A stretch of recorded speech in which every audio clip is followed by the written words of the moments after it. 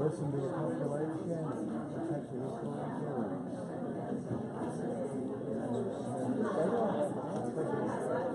Very good assets for the business.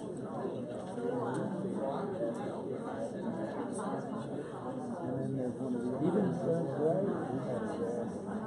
when I thought those were some point I thought that was that's old.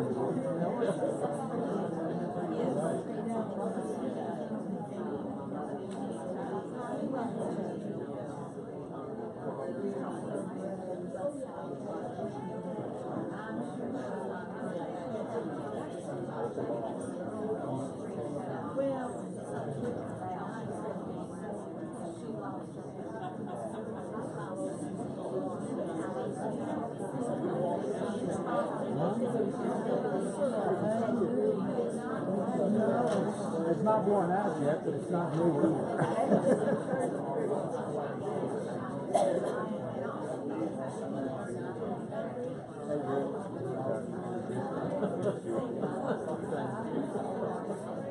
They got a pretty full house. 2 weeks from now, Steve Jeff is over there. He's big. Steve Jeff, the guy with the red stripe shirt. He's got one in here and 2 weeks. Yeah, I was there the other. And I wrote a paper. Where'd you live before? So it has a button.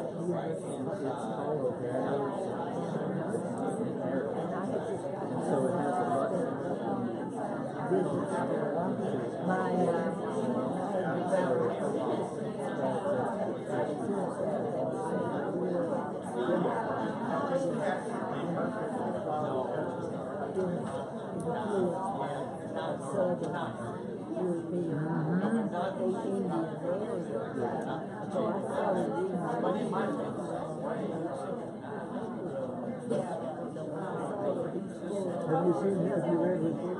No. You probably enjoy that.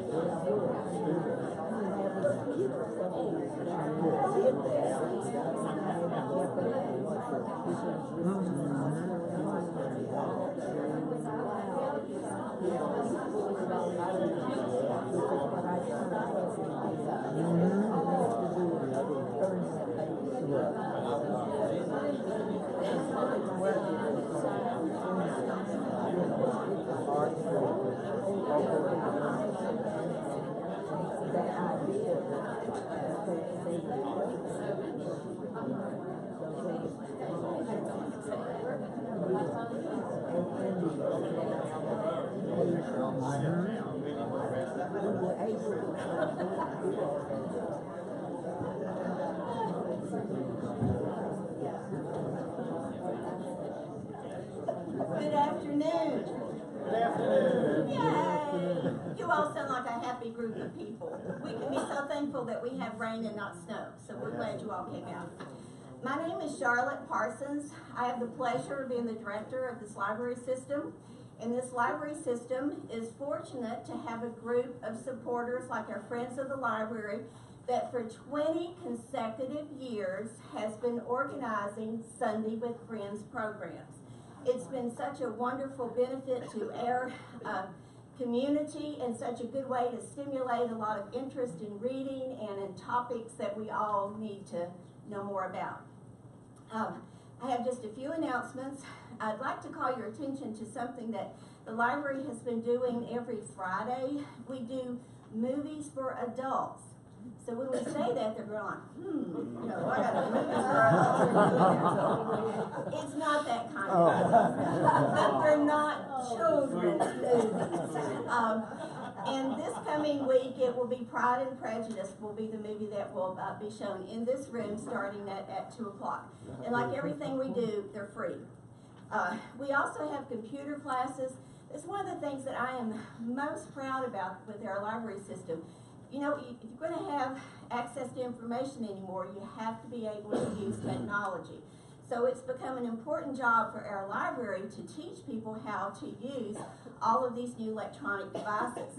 We have organized classes. There's a program or a flyer in the back that tells you about one that's coming up this Tuesday. And then our staff, people like Lisa and other people that work out front, are great at just giving one-on-one instruction. So take advantage of that resource. Surveys, Teddy, the president of the Friends of the Library, has been passing out surveys. It's really important that we get feedback from you all. It helps us plan. Sometimes we get these wonderful little quotes that we can use in writing up summaries about how wonderful we are when we need to tell funding people. So complete those surveys. They're back there next to Jim in a basket. And if the program wasn't wonderful enough, you all are just going to have a wonderful refreshment, an array of refreshments.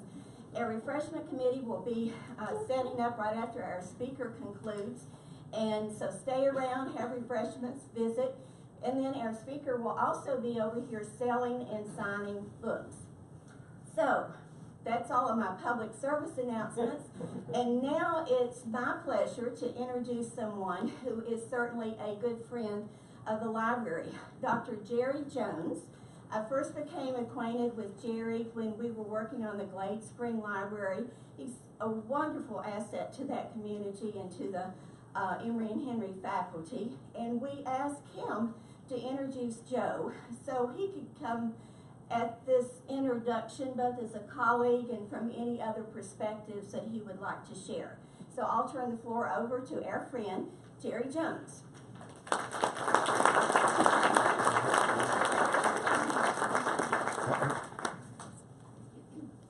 Thank you so much. When I came to Emory about 17 or 18 years ago, I discovered that it was not exactly what I had been used to as a teacher. Other schools I had been to were so large that you could go for years and not know who people were.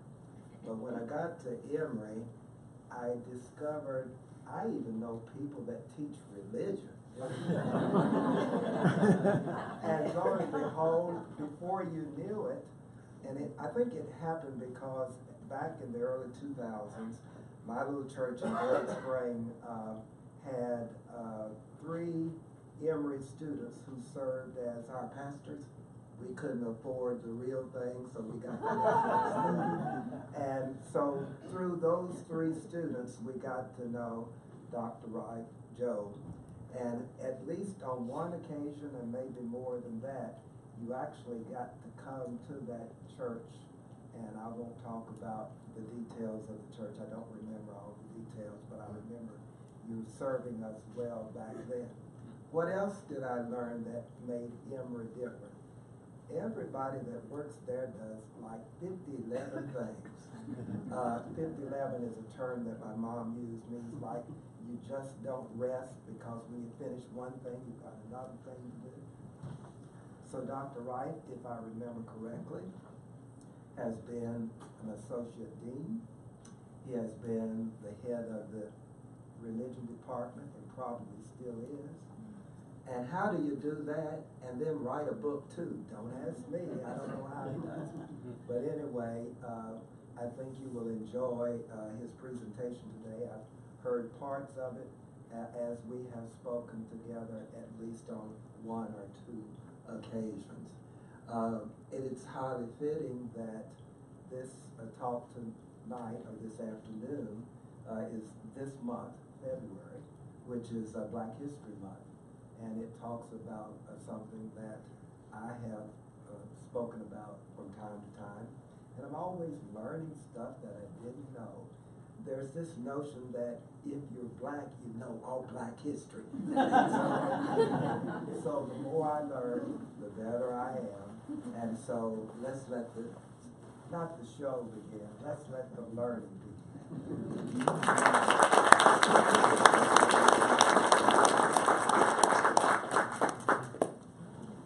If y'all are not familiar with Dr. Jones's book, that he published a few years ago. Come and Go Again, is that the title?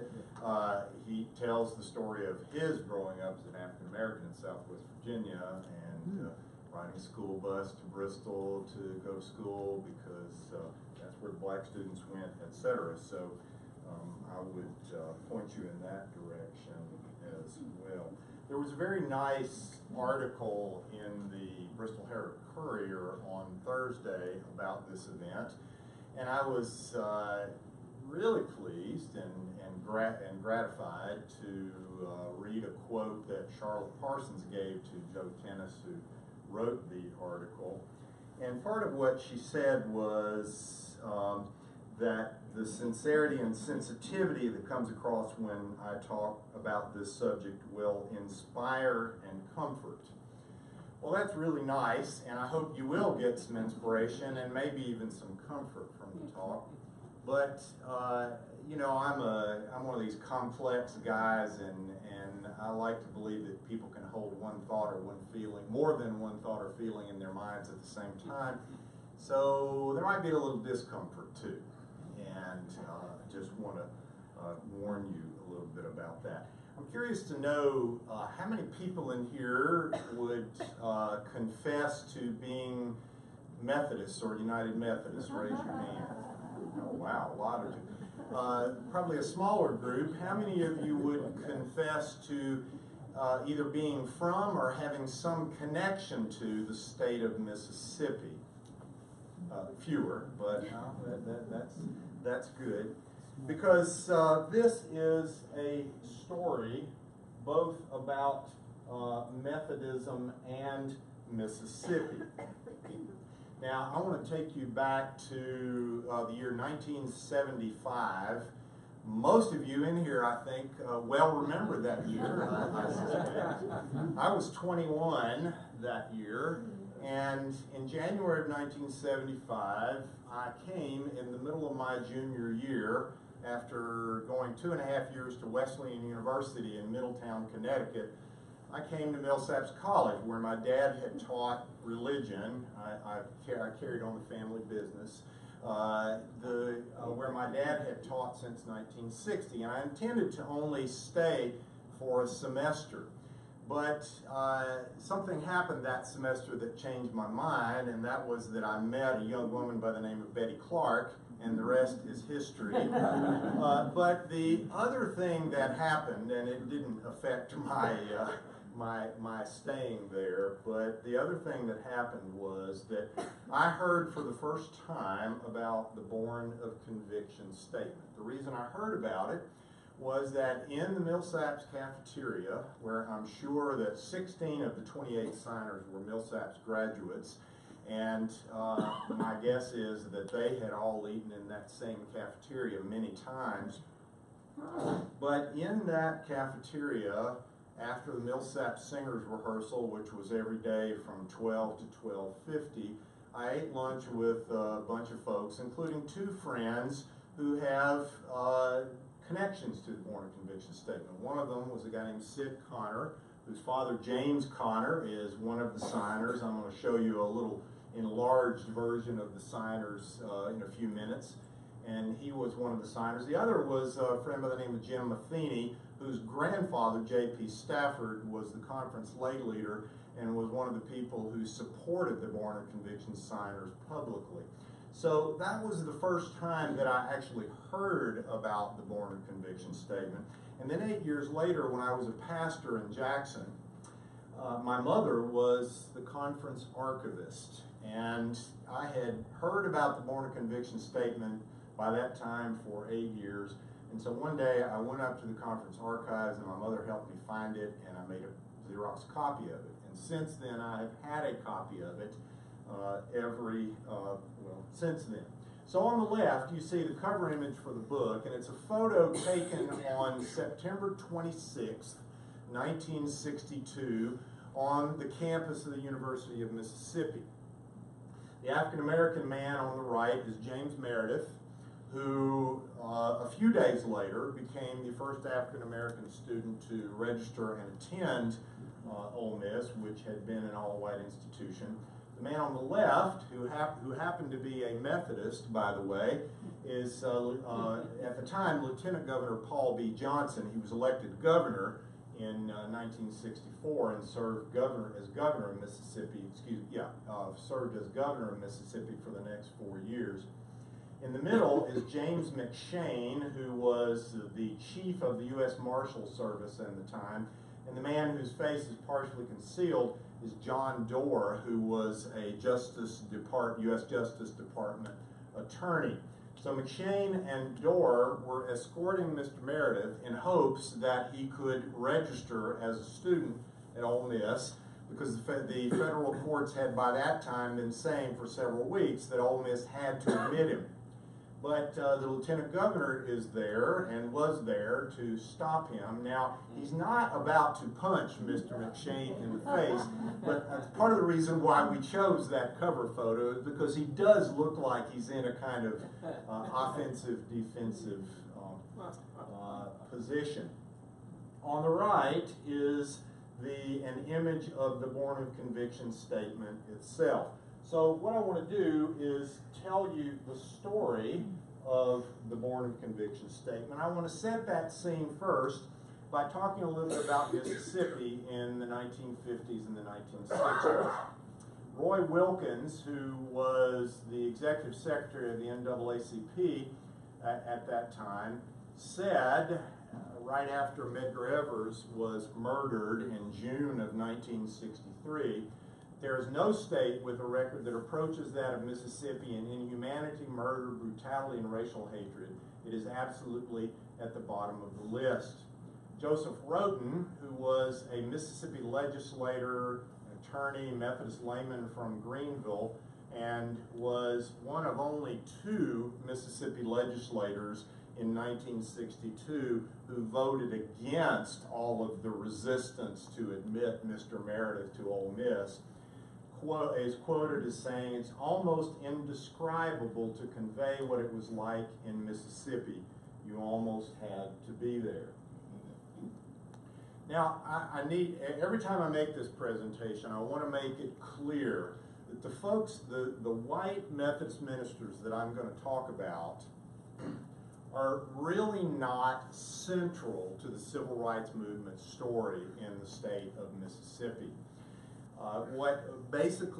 What I'm going to talk about today is some of the white response to what was going on in the early 1960s in Mississippi and the complexities of it.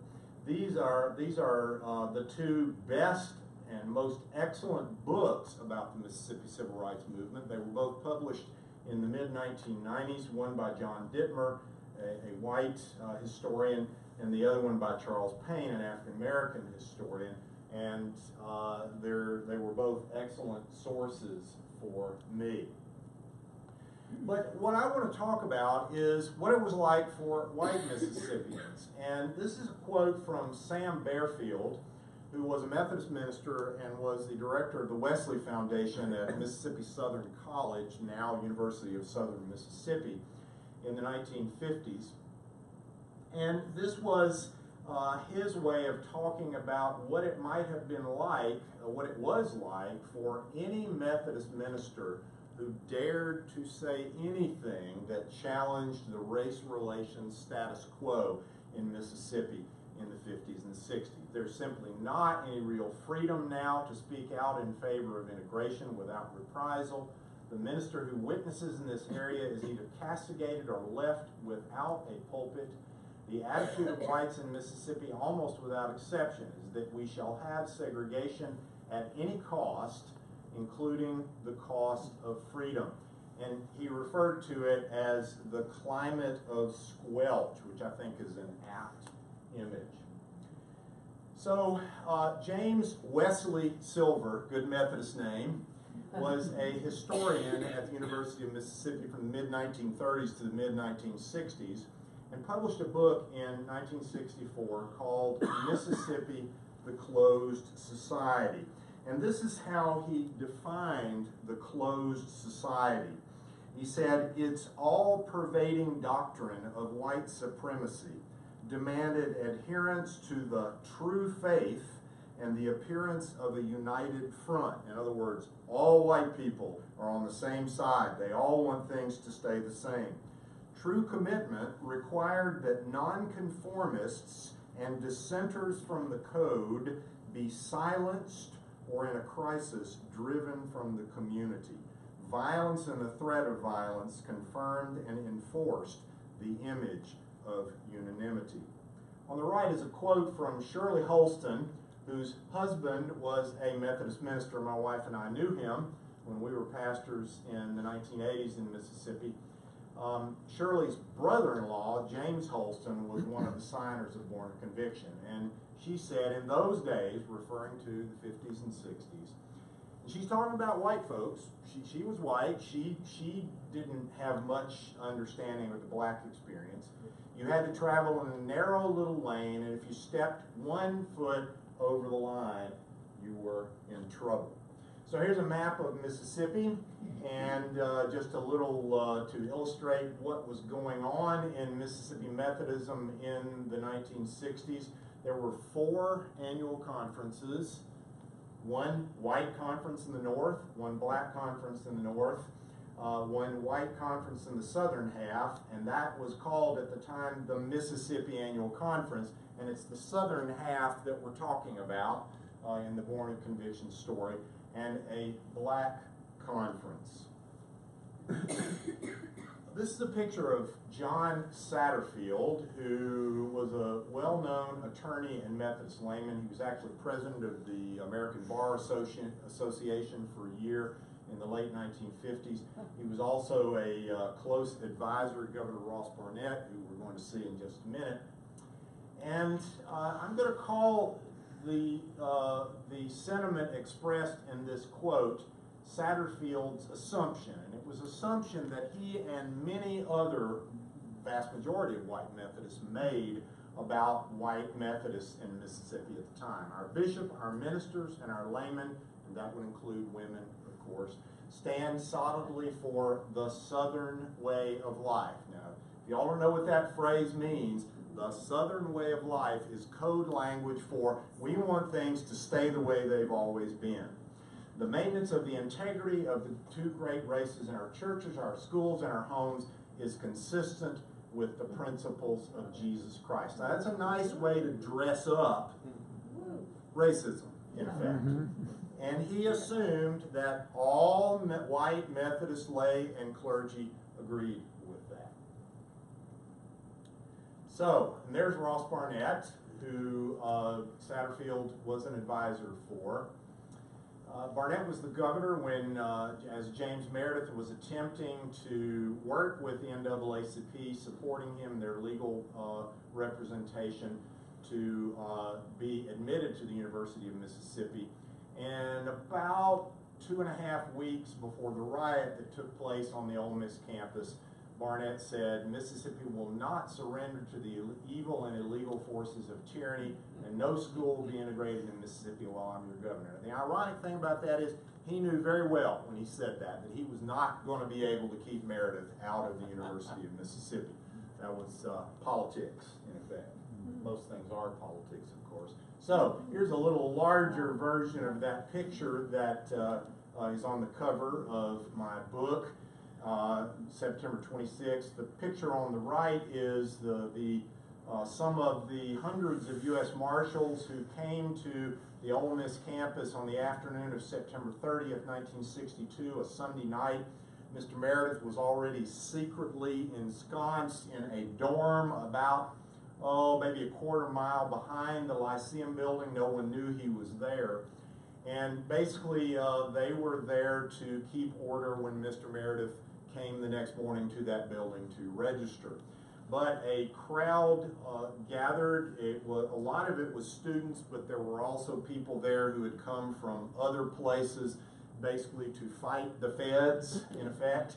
And the marshals took all sorts of physical abuse, bricks, Molotov cocktails, spit, etc., until finally at about 8 o'clock, their commander instructed them to begin firing tear gas pellets, and the riot began. And by the time the riot was over, by the next morning, 2 people had been killed. Miraculously, not any of the marshals. Several of them were wounded by gunfire. And the President Kennedy had called in the National Guard and ultimately U.S. Army troops, and there they are arriving on the campus. And that next morning, Monday morning, Mr. Meredith registered as the first African-American student at Ole Miss and went to his first class. Now, the thing that you need to understand about that is that story is that in addition to the resistance that happened, and that is an aerial photo, by the way, of the Lyceum building before it got dark on September 30th, and the marshals were out in front, and people were already starting to gather, was that white Mississippians from Governor Barnett on down refused to take any responsibility for what happened on that night, when it was their fault. They refused to obey federal court order after federal court order, and in our country, ultimately, we have rule of law. So, and not only did they refuse to accept responsibility, but the basic party line among white Mississippians, including many white Mississippians in Methodist churches, was that it was all the Fed's fault, that this was all, again, refusing to take responsibility. So there were 28 white ministers in the Mississippi Conference, the southern half of the state, who decided that they needed to say something publicly, basically to tell the Methodist Church in Mississippi and also around the country, but also to tell the world that not all white Mississippians were on the side of this craziness, this resistance. And so and so you see, for instance, confronted with the grave crises this was published in January of 1963, with the grave crises precipitated by racial discord within our state in recent months. They're talking about the Ole Miss riot and the genuine dilemma facing persons of Christian conscience. I always hit on that phrase because basically for the vast majority of white Christians in Mississippi, there was no dilemma. It was obvious. We needed to keep things the way they were. But there were a minority of white Christians in the state who were anguished by this. We are compelled to voice publicly our conviction. Indeed, as Christian ministers and as native Mississippians, sharing the anguish of all our people, we have a particular obligation to speak. This is a picture of Ned Keller, who was one of the 28 ministers who signed the statement. And in an autobiography that he's written, this is something that he said about his own struggle in the fall of 1962, leading up to the Ole Miss riot, but then also after it. He said, "Wasn't the pulpit a place where divisive issues were addressed? Didn't I have the responsibility to say something about all the anger and hatred that seemed to permeate the lives and souls of this community?" It was that very sentiment that led 4 ministers in the conference, I'm backing up a little bit now, in mid-October, a couple of weeks after the riot, to gather at a fishing cabin in rural Perry County, which is in sort of southeast Mississippi, to write the Born of Conviction statement. The idea originated with Jerry Furr, who was the associate pastor at Galloway Church in downtown Jackson, right across from the state capitol. That's Dr. W.B. Sela, his senior pastor, next to him, as well as Maxie Dunham, who was serving a church in Gulfport, Jerry Trigg, who was pastor of the Caswell Springs Church in Jackson County, Mississippi, also on the coast, and Jim Waits, who was pastor of Epworth Methodist Church in Biloxi. The 4 of them gathered, wrote this statement, and then started to talk with folks about signing it. That's a photo of Inman Moore, who another one of the signers, who was pastor of Leggett Memorial Methodist Church in Biloxi, right on the beach. And the statement basically had made 4 affirmations. The first one was, the church is the instrument of God's purpose. In other words, the church is God's. The church doesn't belong to us. The church belongs to God. And so therefore, ministers ought to have freedom of the pulpit. They ought to be able to say what they believe is the word from the Lord for the people that day. And of course, there were a lot of ministers who didn't feel free to say what they truly believed. The second affirmation basically affirms some language on race relations from the Methodist discipline. Our Lord Jesus Christ teaches that all men are brothers. He permits no discrimination because of race, color, or creed, etc. The third affirmation said, we believe in our public school system. We think it's the best way to educate our kids. And we would be against any attempt, as state legislatures had talked about very seriously by that time for 7 or 8 years, we would be against any attempt to close the public schools if integration, when integration comes, because it was coming, and to use state funds to support private segregated schools. We're against that. And then finally they said, we're not communists. Now that's funny, but those of you who lived in those days, you know why they said that. Basically, anybody who said anything that went against the status quo was a communist. This is the Cold War, after all. So that's what they said, and there are, again, 28 ministers. One of the funny things I dealt with as I started working on this, it took me 12 years to finish this book, and anytime I would tell somebody that I was working on this, they would say, oh, so-and-so signed that, didn't he? And sometimes they were right, sometimes they weren't. In other words, this story had kind of been buried over the years. I mean, people knew about it, but, and basically, I ultimately decided this is a story that needs telling, and I can tell it, so I'm going to do it. It was, when it was published in the conference newspaper on January 2nd, 1963, the next day, every Mississippi daily paper reported on it, and that's the article from the Jackson Daily News, which is one of the 2 Jackson daily papers.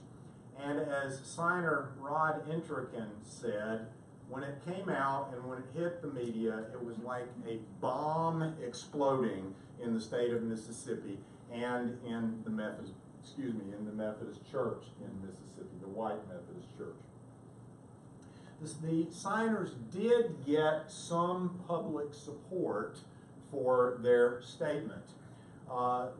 Sam Ashmore, and that's his wife Ann, and I put them both up because I've learned from their family, they're both deceased now.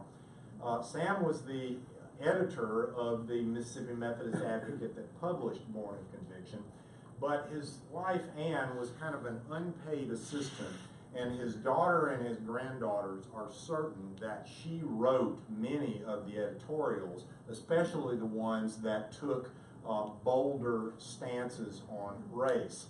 So they supported them. There was an editorial on freedom of the pulpit on the opposite page. So they came out publicly in support of the Born of Conviction signers. This is J.P. Stafford, who was the conference lay leader. As I said, his grandson, Jim Matheny, was one of my best friends in college and seminary, remains one of my best friends. And one of the things that Mr. Stafford said was, this is an adjustment that Christians can make. In other words, our faith will help us deal with this change in our society. And the third public supporter was Dr. W.B. Sela, who was the senior pastor at Galloway Church in downtown Jackson. About 4 days after Born of Conviction was published, he made a public statement in support of it, which was much stronger than the Born of Conviction statement was. In fact, one of the things he said is we should voluntarily desegregate all public facilities right now. This is before the 1964 Civil Rights Act and before the 1965 Voting Rights Act. However, there was some public support, but it unleashed a huge controversy, and 3 of the 28 signers were kicked out of their churches immediately. James Rush was pastor of a charge in Neshoba County. Yes, that Neshoba County. In fact, Lawrence Rainey, who was the sheriff of Neshoba County and who was one of the people tried for the murders of Cheney, Goodman, and Schwerner for violating their civil rights. They weren't tried for the murders. He was not convicted. But Lawrence Rainey was a member of one of James Rush's churches, and he was basically kicked out almost immediately. The second one was Bill Lampton, who was pastor of a church in Pike County down in southwest Mississippi. And that was kind of a hotbed of resistance because one of the first, to use a war metaphor, beachheads of the civil rights movement in Mississippi, the Student Nonviolent Coordinating Committee, one of the first places they organized was in Pike and Amite counties in southwest Mississippi. So there was a lot of white resistance already, and William Lampton's church members were not happy about his support of that. And then finally, James Nicholson, who was pastor at Byram, which is near Jackson, was also basically pushed out of his church immediately. This is the first of 3 New York Times stories that reported on the Born of Conviction statement, and Reverend Nicholson losing his church was reported on in that. It did not make the Mississippi media, but it was reported on in the New York Times story. In addition to kicking some ministers out, this is a picture of Ed McRae, who was pastor of Oakland Heights Church in Meridian, Mississippi. And there was a vote taken at his church about less than a week after the statement came out. There was an administrative official board vote taken as to whether to fire him as pastor. Now, if you know anything about Methodist polity, that's not the way it works in Methodist polity, but nonetheless, they tried, but the vote failed, so he was not kicked out. But in reporting on this in the Meridian paper the day after the vote, the reporter got a quote from one of Ed's opponents in his church. "We do not believe in integration. We do not believe that all races are brothers, as stated in the document signed by the 28 pastors. We believe in the freedom of worship and feel that we do not have this if we are forced to listen to a minister who has shown by his actions that he does not care about our Southern way of life, but will betray part of his membership by signing what we believe is a politically inspired document." Now I'm going to say this a little later as well. You know, folks, pretty much everything is political. So when somebody says you're being too political, that's a political statement as well. There were news editorials that condemned Born of Conviction. There actually were a couple of Mississippi editors that supported Born of Conviction, but this is an example of one of the many editorials that condemned it. And I'm going to, in the interest of time, I'm going to move on. There were church resolutions that condemned Born of Conviction. This church didn't have one of the ministers who signed it as their pastor, although Ned Keller, who you saw earlier, grew up in this church, interestingly enough. And they passed a resolution which said, "We strongly urge the administrators of our church-related schools and theological seminaries to take such steps as are necessary to see that the instructional personnel of their institutions shall not violate the time-honored practice of the separation of the races." And sort of underlying that is what many white Mississippians thought was that what messed these 28 ministers up was going to Millsaps College and then most especially going to seminary. That's what messed them up. All of the Born of Conviction signers received anonymous letters. Most of them received anonymous threatening phone calls. This was a letter that Wilton Carter received, one of the signers, he told me when I interviewed him in 2004 that he remembered that he thought he had figured out who actually wrote this letter to him, but 40-some years later he couldn't remember who it was. But I think it was a fellow minister, actually. He says you didn't mention the Bible. They do actually quote from Galatians 3 in the statement. But basically this argument is, you're ruining the church. You're spreading dissension, and what we want is unity and peace in the church.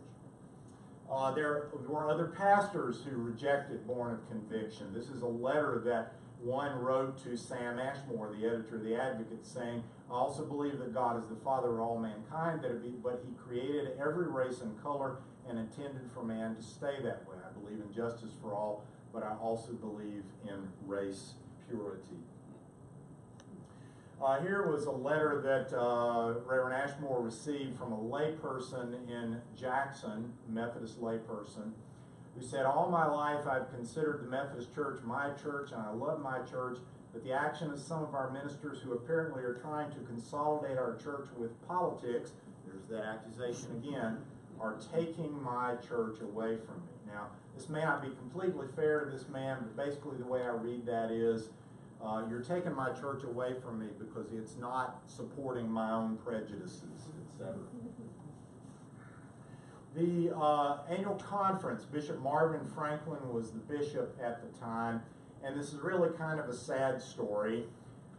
It's more involved, and I go into this in more detail in the book, but the bishop and cabinet met about 10 days after the statement came out, the Born of Conviction statement, and issued their own statement, but basically they did not mention the Born of Conviction statement, and they basically said, we each declare anew our support of the doctrines and historic positions of the Methodist Church. That's all they said. They don't get any more specific than that.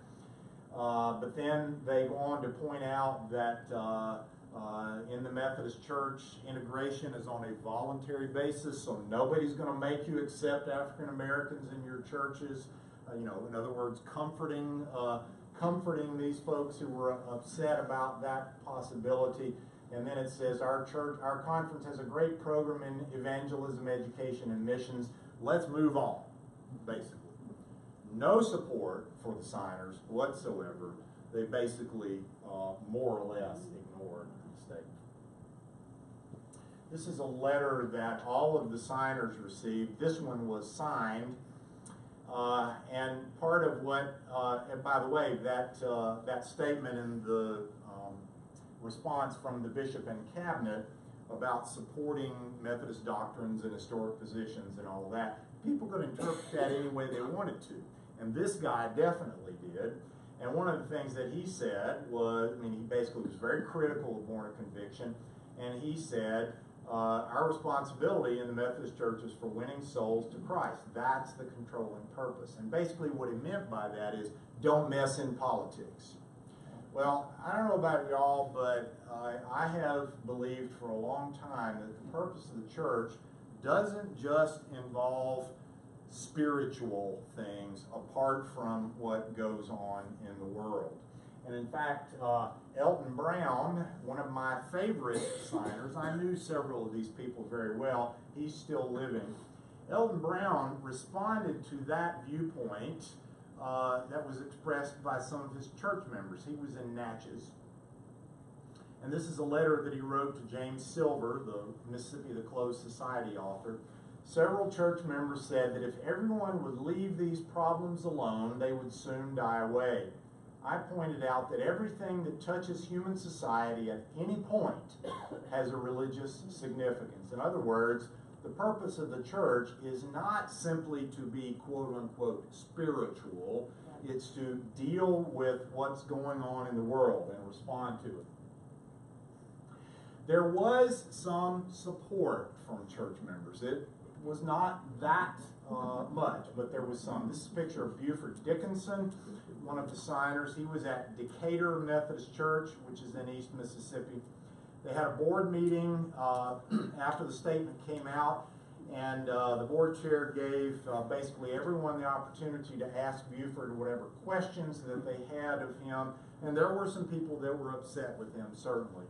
But at the end of the meeting, one of the leaders of the church said, you know, folks, if we want a minister to tell us what we want to hear, we don't need a minister. We can just tape record our own speeches and listen to them. And that won the day, basically, because of that. And that was a case where a layperson, and really, lay leadership made the difference in most of these churches between whether these ministers were able to stay or not. Here's a letter that Maxie Dunham got from a church member, a private letter. And she said, after praising him for the statement, said, I'm ashamed of my own silence, but my husband and I have tried not to rock the boat since we chose to live here. This is on the Mississippi Gulf Coast. So I cannot tell you what it means to me to know that you and others like you are saying what I feel, but do not have the courage to say. I want to read you a brief quote from John Ed Thomas, another of the signers, and this is included in the book. When I asked him what sort of difference he thought the Born of Conviction statement made, this is what he said. I think there were a lot of quiet lay people who thought exactly as we did, and they had no voice in the church speaking out in their behalf.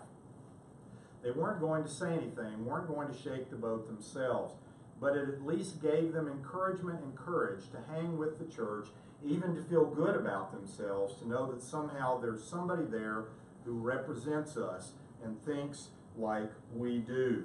And in fact, to me, the most important thing about the Born of Conviction statement was that its publication was a crack in that united front, in that supposed unanimity among all white people in Mississippi. It basically said publicly, we don't agree. And that was pretty important. So what became of the 28? This is one of the sad parts of the story. So the statement came out January of 63. In late May 63 was annual conference, the time for ministers to move. 13 of them left the state in 1963. Another 5 left in 64. 2 more left in the next few years. So ultimately 20 of the 28 signers left Mississippi. 2 of those 20 returned within 2 or 3 years, but most of them left. Now, one of the things I was fascinated by when I looked at various mentions of the Born of Conviction statement in published books is that many of them basically say all of the ministers left Mississippi immediately, and that's not true. In fact, 8 of the signers never left the state, and all of them continued as Methodist ministers, and I devote a chapter later on in the book to telling their story. This is one way of analyzing the controversy of Born of Conviction, and basically it could be described as a conflict between a tradition perspective and a conscience perspective. White Mississippi Methodism, still in the 1960s, involved a paternalistic system for clergy and intense loyalty to the conference leaders. So if you were a young minister, you weren't supposed to speak out. You were supposed to defer to your elders and do what they told you to do. In fact, I talked to a minister who was fairly young. I talked to him about in 2004. He was fairly young in the early 60s, and he was invited to sign the statement, and he did not. So I asked him, well, why didn't you sign it? And he said, because I needed to talk to my father in the ministry about that. And so I knew who his father in the ministry was. I knew his father in the ministry. And I said, well, what do you think he would have said? And he laughed and he said, he would have told me to forget it. Segregation in church and society was assumed in this perspective. It involves Southern white provincialism, and what I mean by that is nobody from anywhere else has any business telling us anything about what we're supposed to do. We know who we are. We know what our life is like, so get away, outsiders. And by the way, that was, of course, one of the critiques of the Civil Rights Movement, which was primarily African American in Mississippi, was that these are all these outside agitators. But that wasn't true. Bob Moses, who was one of the leaders of the SNCC group, was from elsewhere. But the vast majority of African Americans, and even one or two white folks who were involved in the Mississippi Civil Rights Movement, were Mississippi natives. And a suspicion of seminary education. So basically, the Born of Conviction signers violated all of that. They valued seminary education. All but one of them went to seminary. They understood the importance of social critique and a prophetic witness against injustice from church leadership. And they were much more clearly aware of the tension between the Christian faith and the dominant cultural system. So back a while ago when I said that the vast majority of white Methodists didn't see a dilemma in what was going on, that's exactly what I mean. Those who saw the dilemma understood that there was a tension between what Jesus taught and what the culture was like at that time.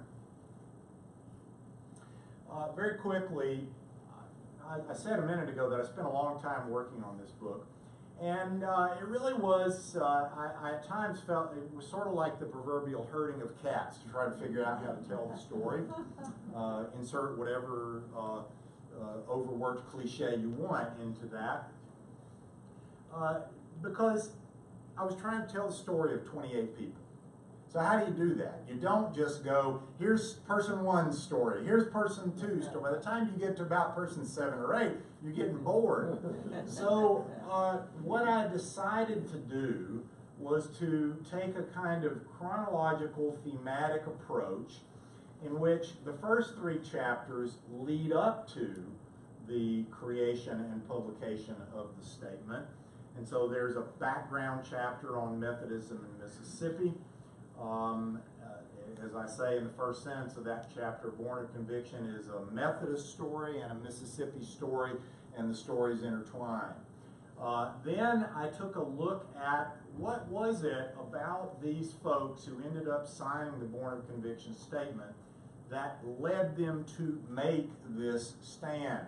And ironically, even though it was the white Methodist Church in Mississippi that for the most part rejected them, they were also products of that church.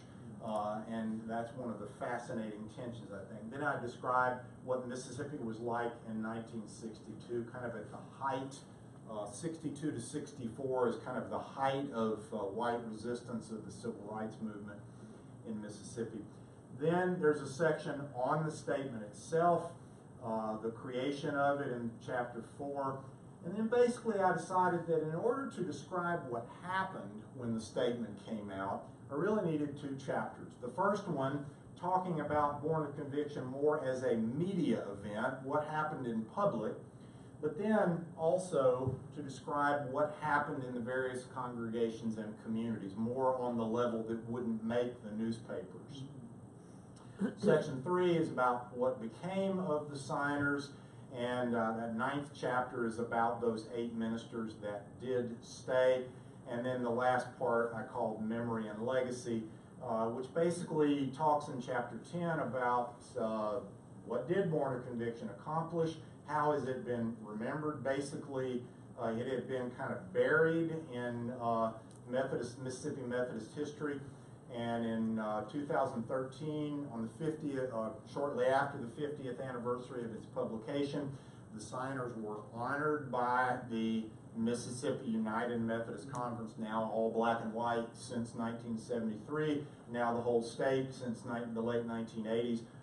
They were honored publicly for the first time, and that was a remarkable thing. And then, what are the legacies of the statement? So that's kind of the way the book is organized. But finally, I want to tell you just a little bit more about why I wrote this book. Why me? I said earlier, this is a story that needed to be told, and I was a person who could tell it.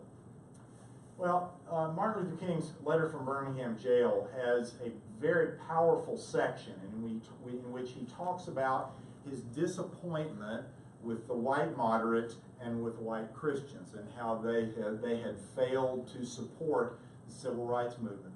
And here's one of the things he said, talking about white churches in the Deep South. What kind of people worship here? Who is their God? Where were their voices when the lips of Governor Barnett dripped with words of interposition and nullification, the resistance to Mr. Meredith's registration at Ole Miss? Toward the end of the introduction to the book, I tell this story briefly. This is a photo of the Methodist Church in downtown Jackson, Capitol Street Church. It's sort of on the west side. The building doesn't exist anymore. It's been torn down.